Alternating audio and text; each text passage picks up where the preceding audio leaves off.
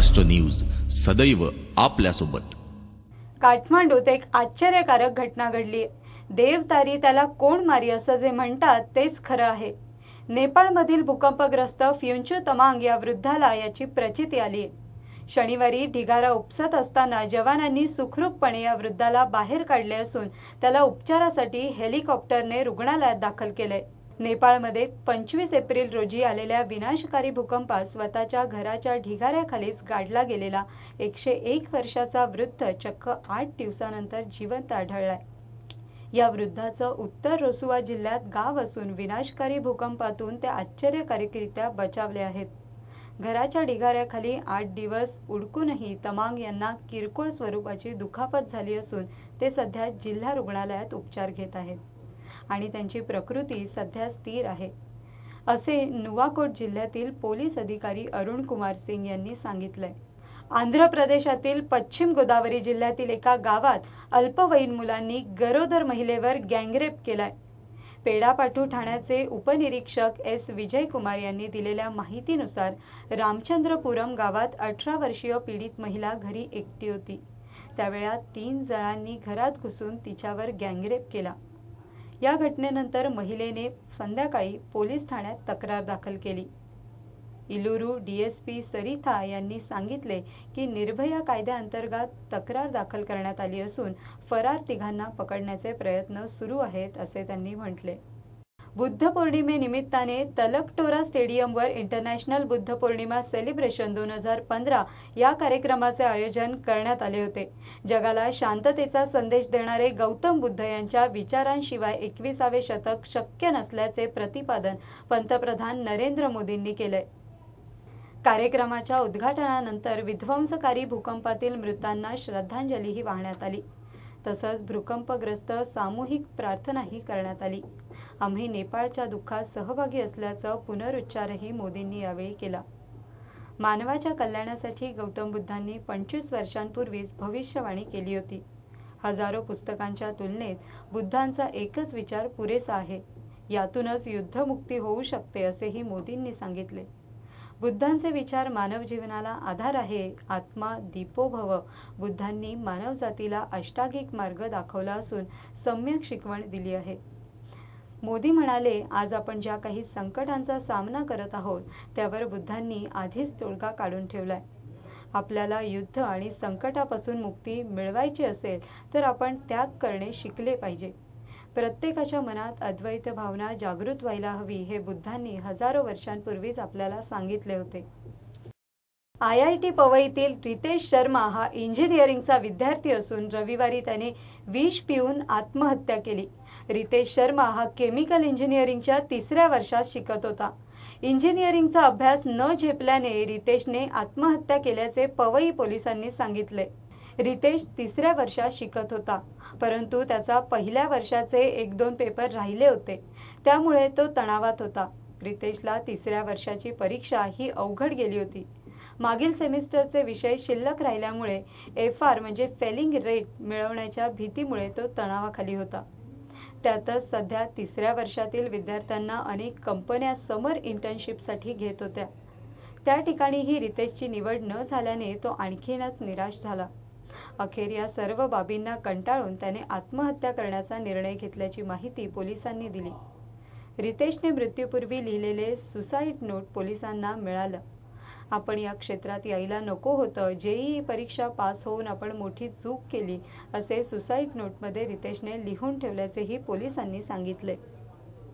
जळगाव शहरात नुकतीच महाराष्ट्र प्रदेश माळी महासंघाच्या खान्देश विभागीय बैठक पार पडली।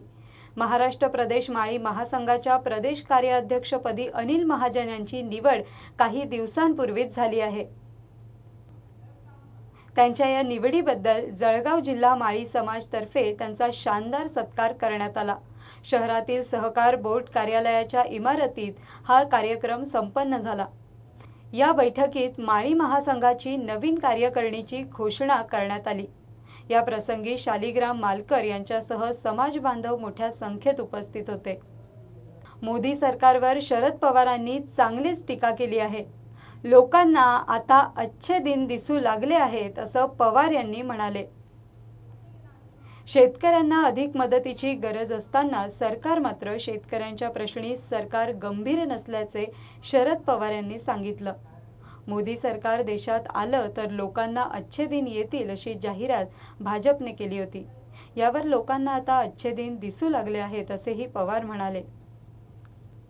मुंबई महापालिका निवडणुकांपूर्वी भाजप शिवसेनेची युती संपुष्टात येईल आणि स्वतंत्रपणे निवडणुका लढतील असा दावा राष्ट्रवादी काँग्रेसचे अध्यक्ष शरद पवार यांनी केला असून ते औरंगाबादमध्ये बोलत होते. औरंगाबाद येथील पत्रकार परिषदेदरम्यान त्यांनी शेतकऱ्यांसमोरील प्रश्न, पाणी पुरवठा, आर पाटील यांचे पोलीस प्रशासनातील काम अशा विविध मुद्द्यांवर भाष्य केले असून सत्तेत सहभागी व्यक्तींकडूनच या संभाव्य शिवसेना भाजप युतीच्या दुराव्याबद्दल माहिती मिळाल्याचे पवार यांनी सांगितले. नासाच्या अंतराळ संशोधन संस्थेत मोलाची कामगिरी करणाऱ्या 40 गावच्या स्वीटी पाटेनंतर तिच्या भावाने देखील संशोधन क्षेत्रात अमिट कामगिरी केली आहे. अमित पाटेच्या संशोधनाची दखल घेत लंडनमध्ये जगातील प्रतिष्ठित समजला जाणारा British Indian young achiever award of the year 2015च्या पुरस्काराने त्याला गौरवण्यात आले. 40 गावचा मूळ रहिवासी अमित पाटेंनी संशोधनाद्वारे सामान्य जनतेचे जीवनमान सुकर केले आहे. सध्या त्याने लंडनमध्ये स्नॅपीफाईट लिमिटेड नावाची कंपनी सुरू केली. त्यांनी बोस्टन मॅरेथॉन 2014च्या वेळी झालेल्या बॉम्बस्फोटानंतर लोकांनी काढलेले फोटो पोलिसांना जमा करण्यास सांगितले. काढलेल्या या फोटोतून पोलिसांना अतिरेकी शोधणे खूप कठीण जात होते. यातूनच धडा शिकत स्नॅपिटिव्हिटीचा शोध अमित पाटे यांनी लावला. तसेच तो कंपनीच्या माध्यमातून नवनवीन तंत्रज्ञान विकसित करत आहे. या संशोधनाची दखल घेत लंडनमध्ये अमित पाटे यांना British Indian young achiever of the year award पुरस्काराने गौरवण्यात आलं. गर्दीची आणि गुन्ह्याची ठिकाणं पोलीस तपासासाठी आवश्यक सीसीटीव्ही आणि सोशल मीडियावर सुरू असलेल्या बऱ्या वाईट चर्चा आता चंद्रपूर पोलिसांच्या तिसऱ्या डोळ्यांच्या कक्षेत राहणार आहेत. देशातील आधुनिक व बहुधा एकमेव अशा मोबाईल सीसीटीव्ही सर्व्हेलियन्स व्हॅन आणि हायटेक सोशल मीडिया लॅबचा प्रारंभ झाल्याने चंद्रपूर पोलीस गुन्हे शोध अभियानात अग्रभागी राहणार आहे. चंद्रपूर पोलिसांच्या मदतीला आली आहे राज्यातच नव्हे तर देशातील एकमेव अशी मोबाईल सीसीटीव्ही सर्व्हेलियन्स व्हॅन. 1 मेच्या मुहूर्तावर या आधुनिक व्हॅनचं लोकार्पण पार पडलं.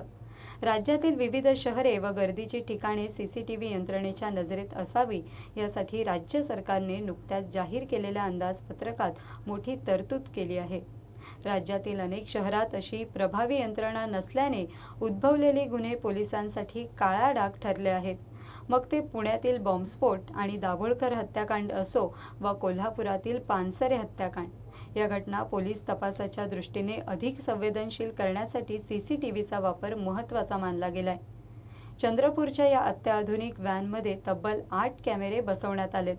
याशिवाय साधारण 10 फूट उंच जाणारा व 360 अंशांनी फिरणारा हाय डेफिनेशन PTZ कॅमेरा विशेष महत्त्वाचा आहे. या अत्याधुनिक व्हॅनसह चंद्रपूर पोलिसांच्या दिमतीला आता तेवढ्याच ताज्या सॉफ्टवेअरने सुसज्ज सोशल मीडिया लॅब देखील आली आहे. सायबर क्राईम लॅबचा पुढचा अवतार असलेली सोशल मीडिया लॅब प्रत्येक जिल्ह्यात स्थापण्यासाठी राज्याच्या अंदाजपत्रकात 18 कोटी रुपयांची तरतूद केली गेली.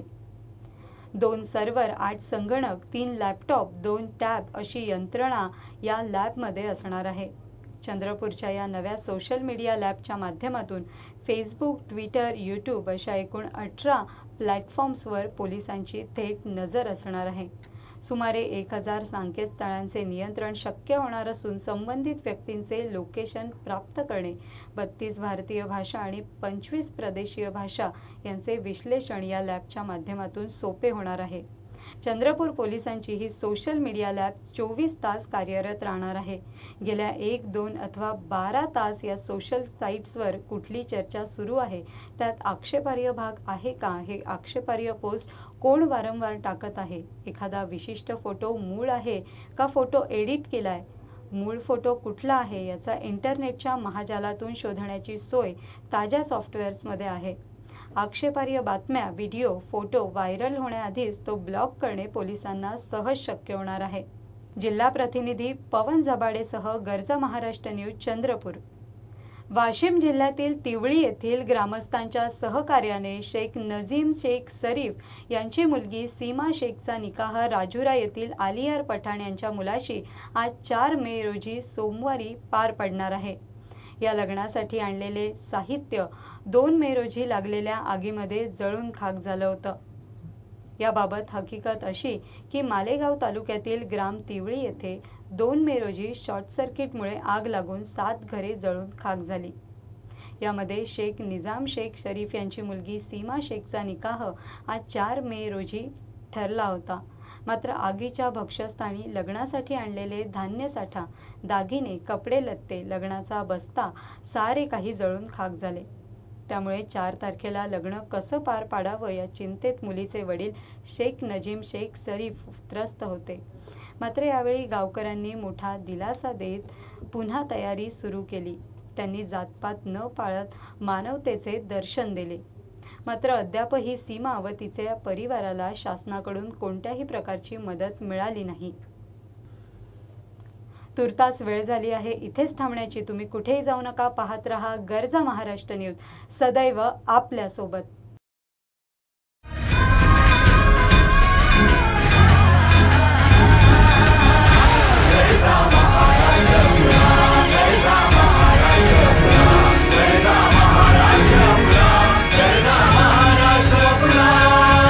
गरजा महाराष्ट्र न्यूज, सदैव आपल्या सोबत।